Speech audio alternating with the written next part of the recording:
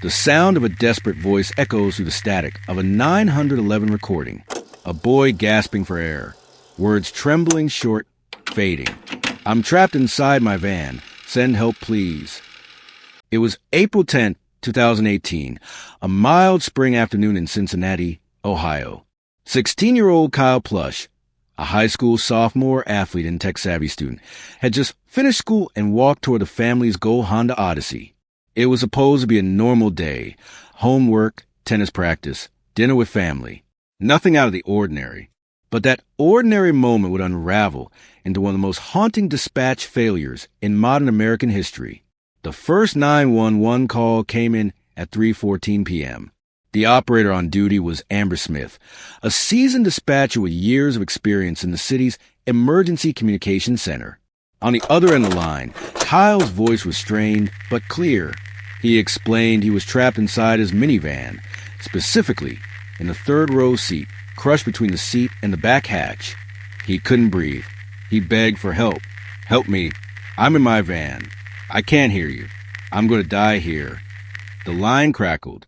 The dispatcher tried to respond, but Kyle's phone line cut out. A weak cellular signal. His iPhone pressed somewhere against the van's interior as he struggled to reach it. Smith immediately entered the call into the CAD, the computer-aided dispatch system, marking it as unknown trouble.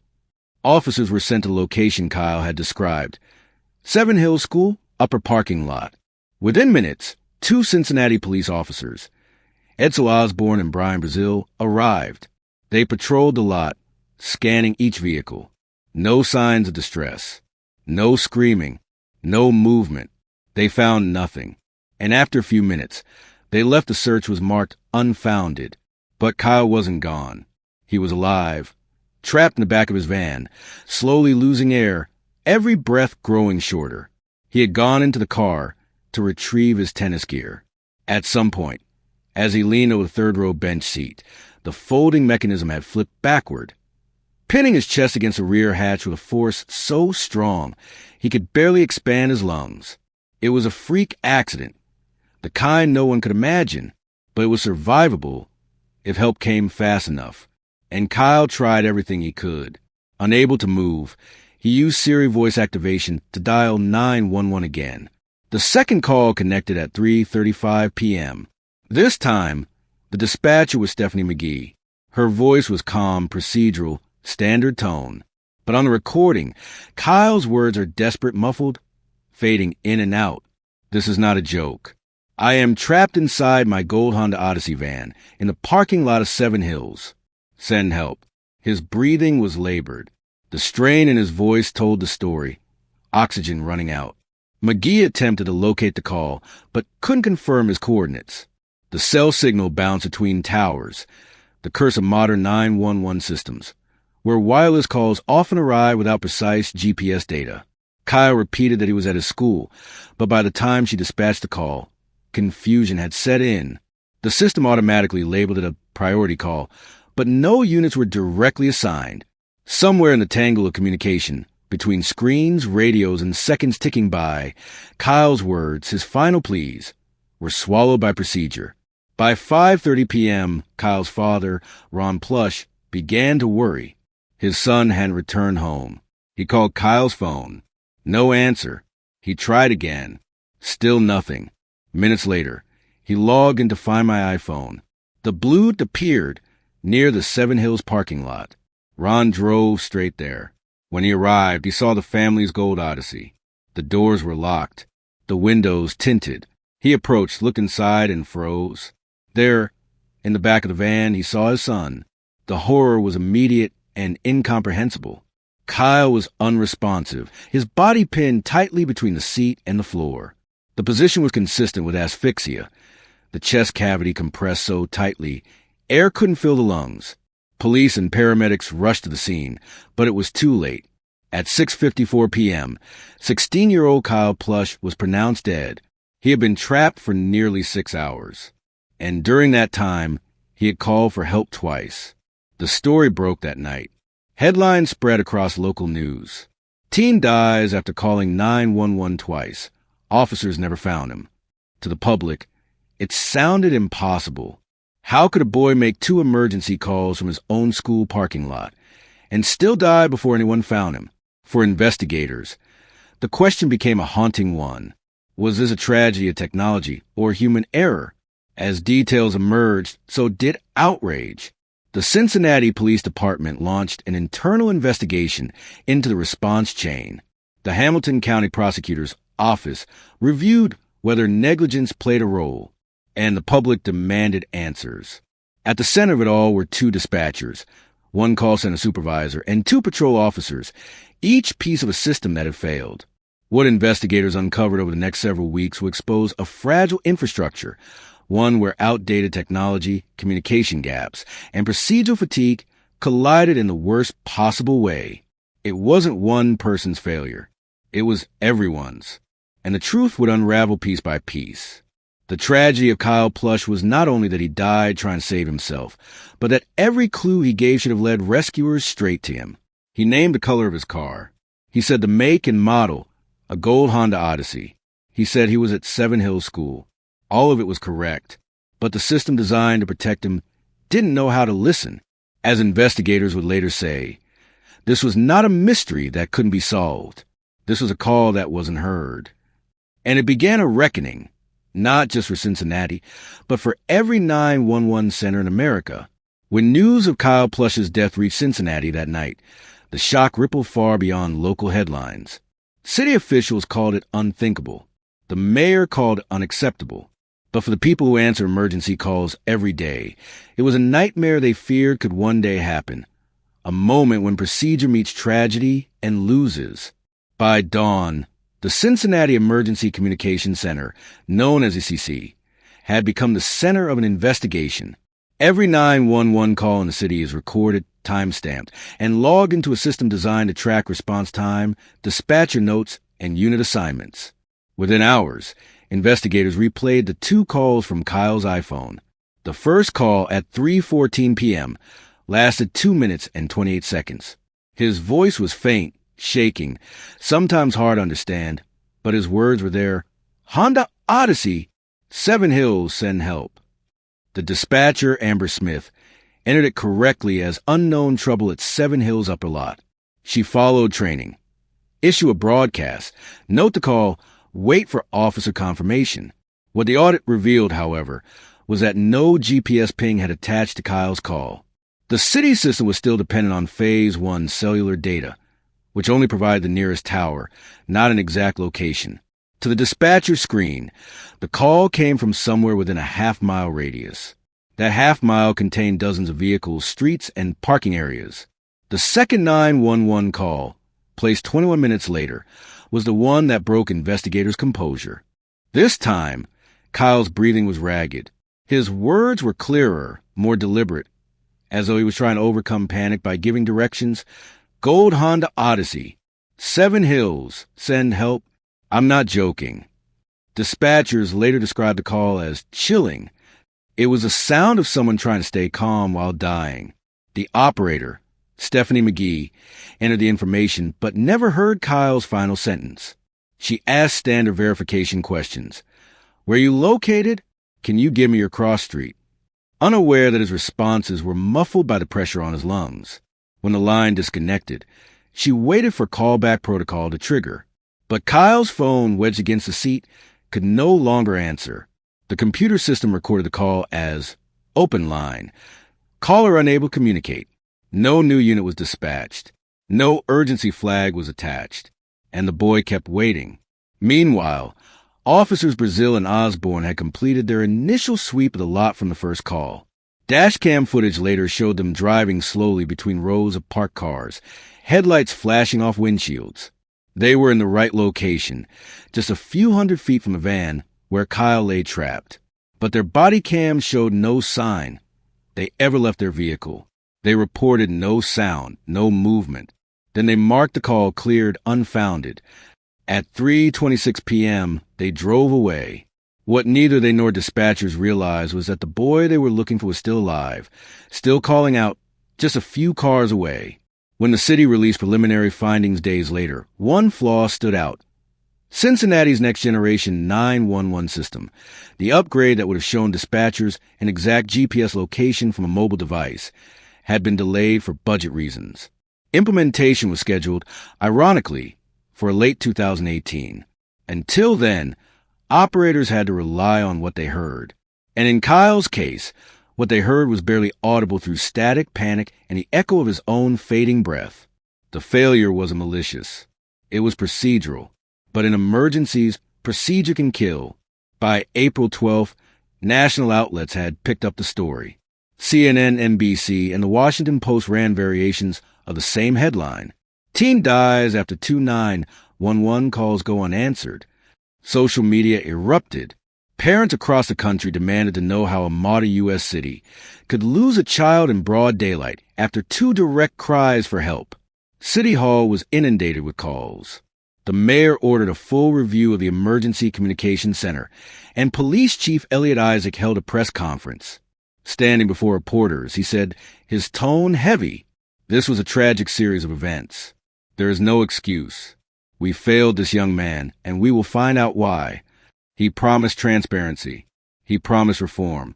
But for Kyle's family, none of it could undo what had already been lost. Ron and Jill Plush, Kyle's parents, stood before cameras only once in the days after his death. They were composed, exhausted but focused. They thanked the public for compassion, but demanded accountability. Ron's voice cracked as he said, "Kyle made the call. He did everything right. The system failed him. He was right. Kyle wasn't reckless. He wasn't lost. He wasn't in danger because of a choice he made.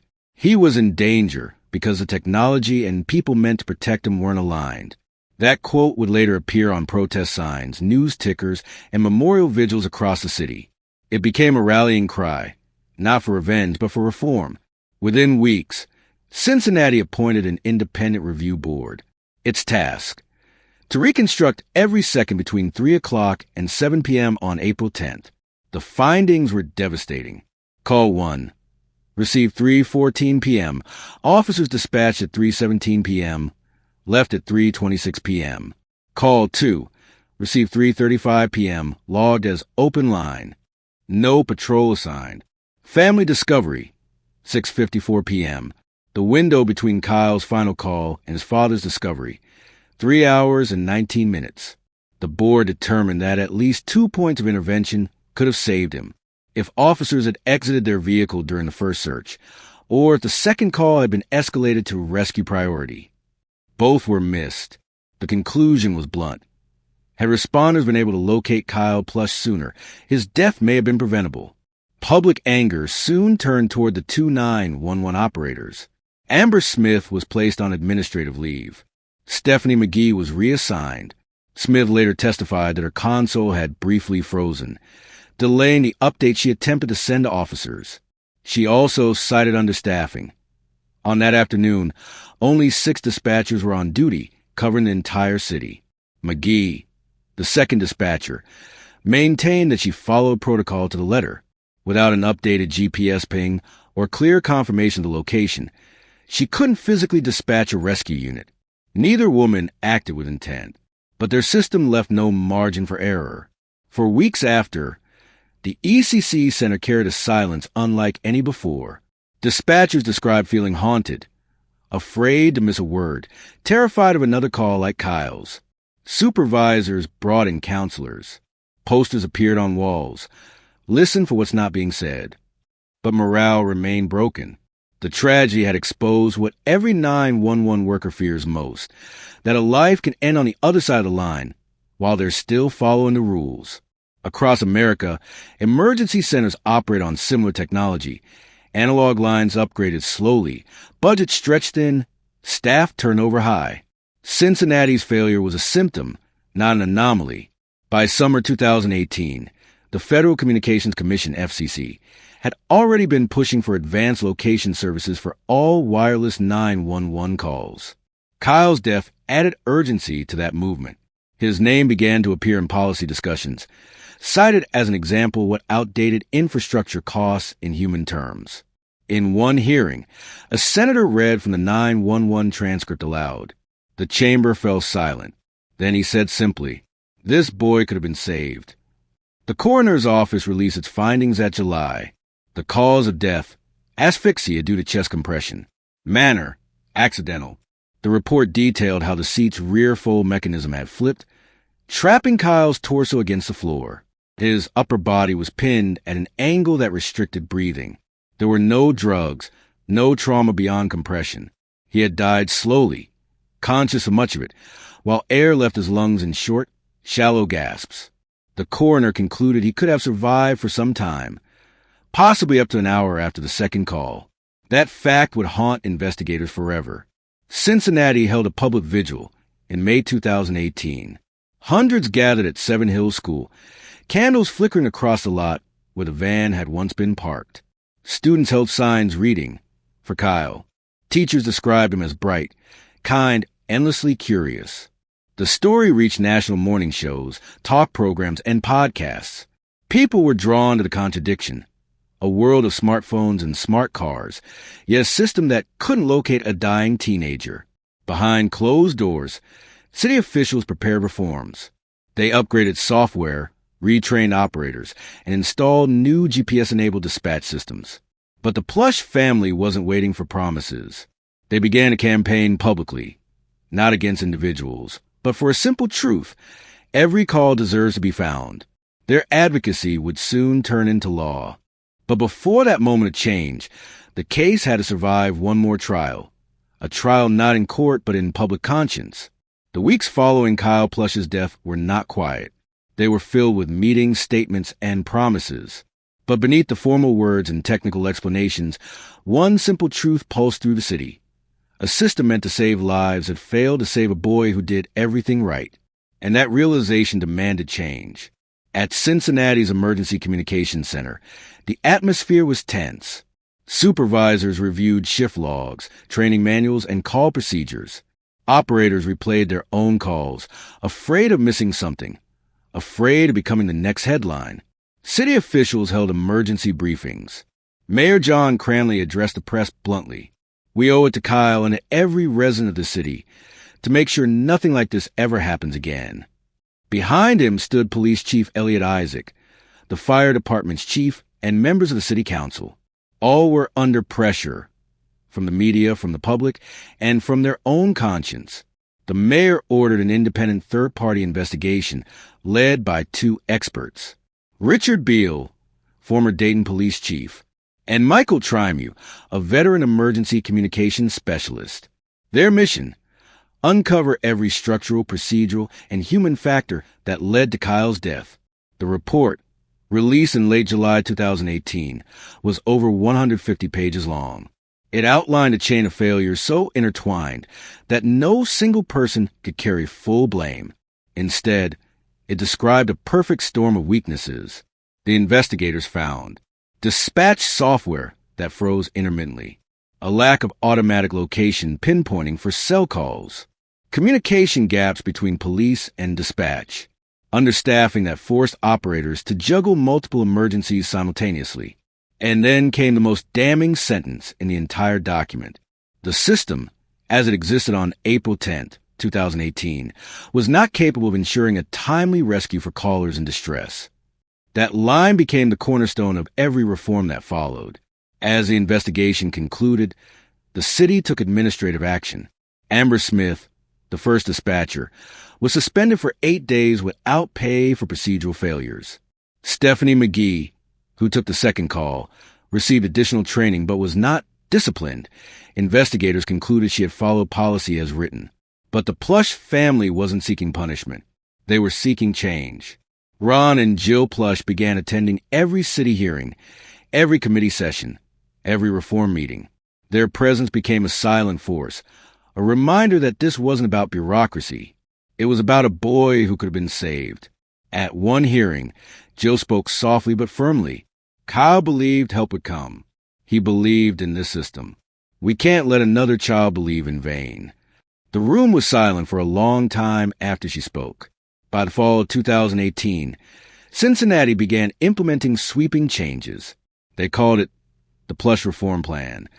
Next Generation 911 Installation, a fully digital system capable of pinpointing exact GPS coordinates from mobile calls, updated training modules emphasizing critical listening and cross-department coordination, mandatory vehicle exit checks for officers responding to ambiguous distress calls, and perhaps most importantly, the establishment of a real-time crime center designed to monitor surveillance cameras and GPS data live during emergencies.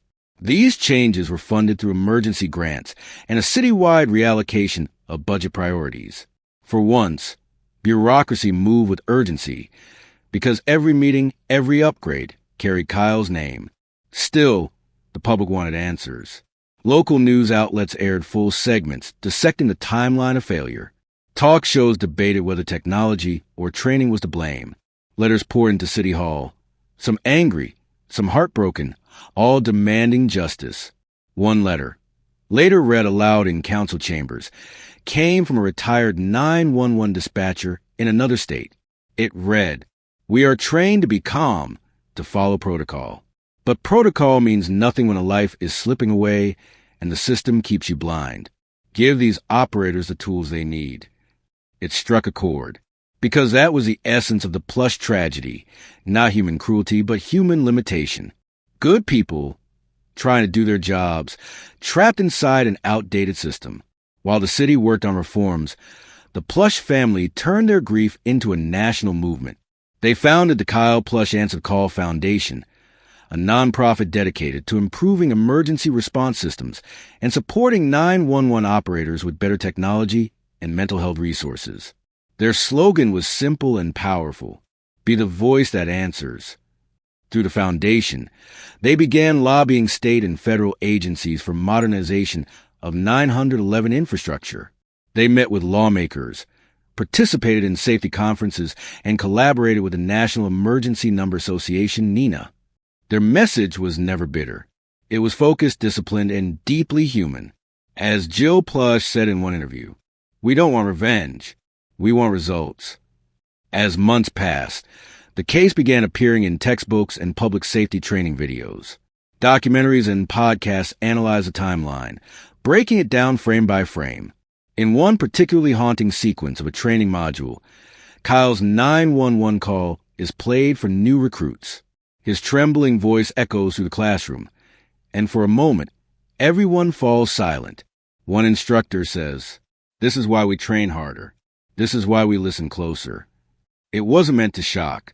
It was meant to remind them that behind every beep of a console, behind every faint voice on the line, there's a real person waiting, sometimes their last hope.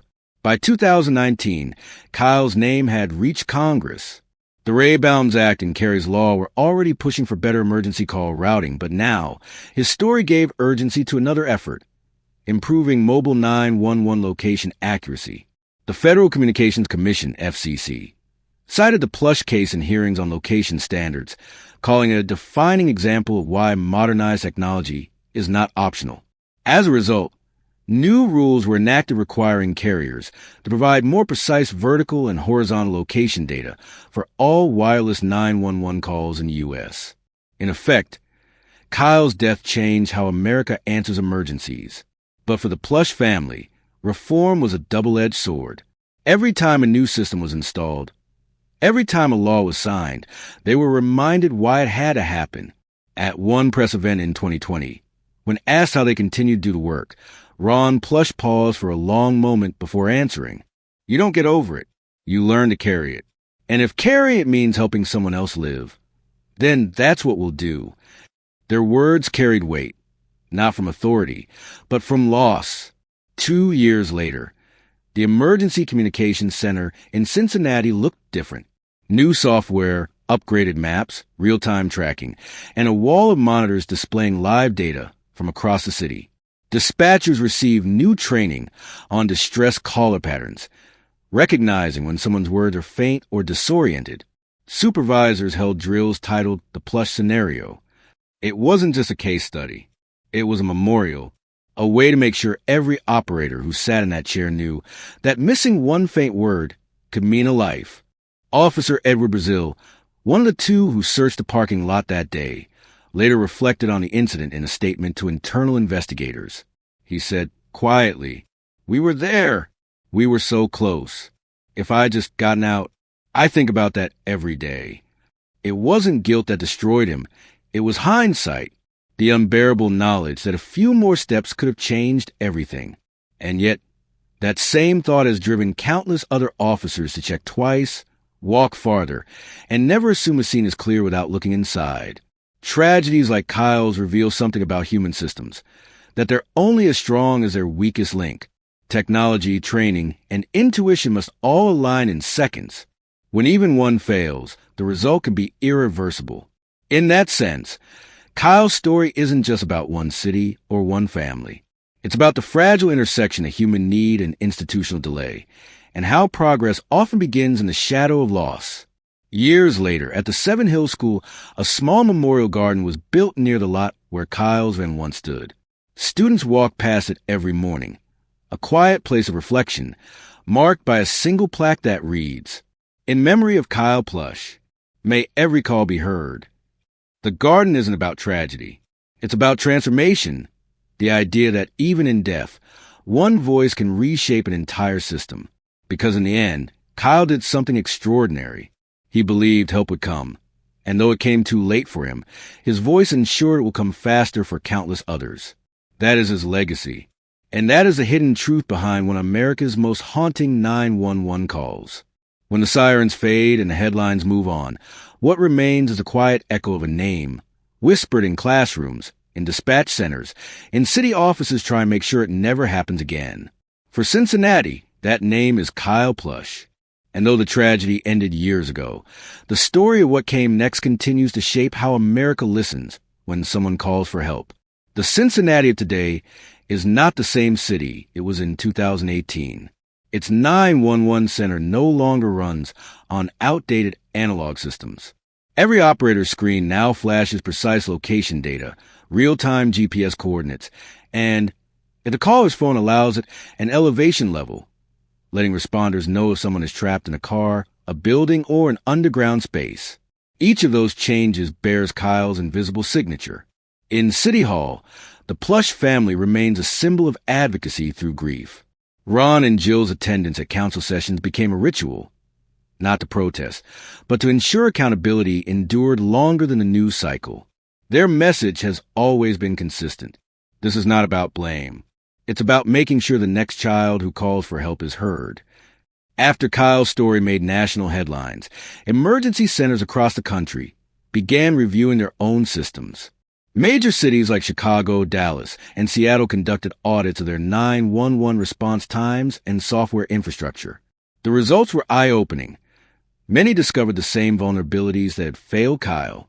In 2019, the National Emergency Number Association, NENA, introduced new operational guidelines inspired by lessons from the Plush case. Among them, mandatory system audits, enhanced dispatcher empathy training, and continuous location accuracy testing for mobile calls. The FCC later strengthened its location accuracy requirements, a reform pushed in part by advocacy groups citing Kyle's name. It was no longer enough to trace a signal to a general area. Responders now needed the ability to identify which car in a parking lot that signal came from. The technology exists today because one boy's voice exposed the cost of its absence. To most people, 911 is a simple idea. You call, and help arrives. But the system itself is a complex web of digital signals, phone carriers, tower triangulation, and software interpretation. In Kyle's case, those threads unraveled. When his phone sent a distress call, the system logged the coordinates but didn't transfer them accurately to the dispatch map. It was a flaw in the data bridge, a small gap in the line of communication that became a fatal silence. Today, that flaw no longer exists in most cities. The next generation 911, NG911 rollout, funded in part through national grants, was directly influenced by cases like his. It enables real-time data streaming, meaning text, photos, or videos can be transmitted to dispatch centers during an emergency. The hope is that no one will ever again have to describe a location they cannot escape from. But technology alone cannot fix the human element. And that's where the Plush story cuts deepest. Both 911 operators who took Kyle's calls left the profession within 2 years. According to internal records, both cited mental exhaustion and lasting trauma. They weren't villains. They were people caught in a moment of impossible pressure, operating inside a flawed system. That is perhaps the most haunting truth. It wasn't malice or neglect that failed Kyle. It was ordinary imperfection, compounded by outdated tools. And in recognizing that, the Plush family has extended empathy even toward those involved. They've spoken publicly about forgiveness, understand that the path to reform requires compassion for those who must carry the burden of failure.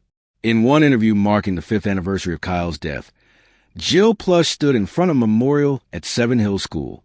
Behind her, flowers rested at the base of the plaque that read, "May every call be heard." She said quietly, "Every time I speak about Kyle, I know he's still helping someone. That's the only way I can live with this, by knowing he's still saving lives." Those words capture the essence of the story. Grief turned into guidance. Her voice did not shake. It carried the steadiness of a mother who had chosen to transform her pain into purpose. Through the Kyle Plush Answer the Call Foundation, the Plush family has funded advanced 911 operator training programs in multiple states. Their grants have helped purchase new call routing systems, provided mental health support for dispatchers, and educated students about emergency awareness.